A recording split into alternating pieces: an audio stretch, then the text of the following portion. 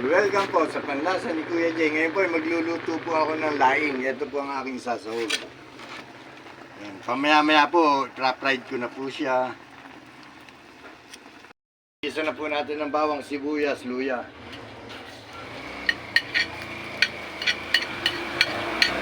Napalalabasin lang po natin yung aroma ng bawang, sibuyas, and then yung luya.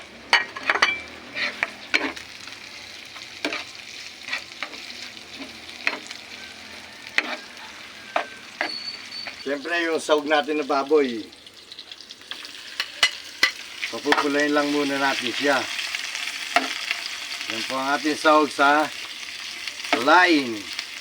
Ngayon naman po, ilalagay natin ang pinagpakuluan ng baboy. Wait lang po para lumambot ng ano. Ayan.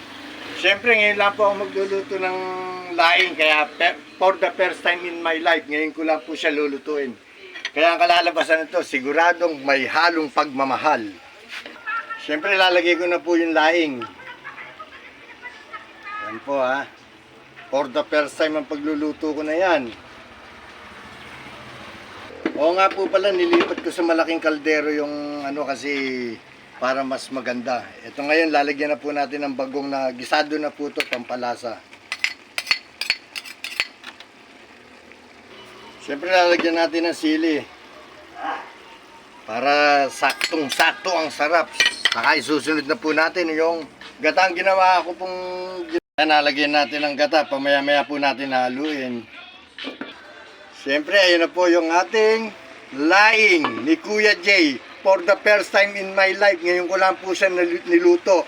Siyempre, pampasarap. Ano po, samahan nyo po akong kumain. Pamaya-maya lang po. Konting kulo na lang po to.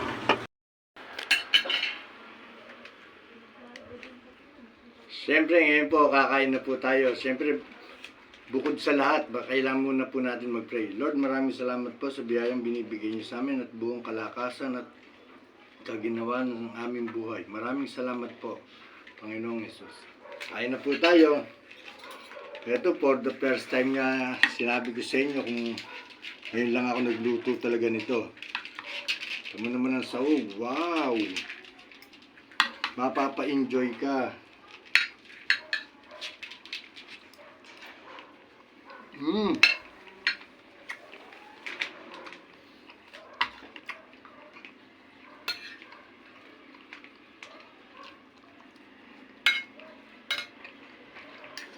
Sarap.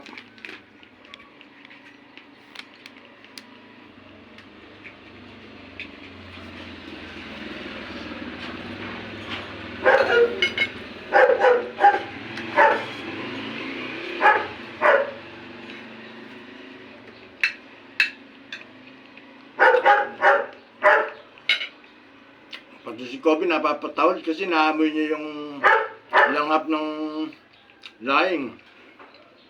Paano po? Hanggang sa muli po, maraming salamat po sa inyo.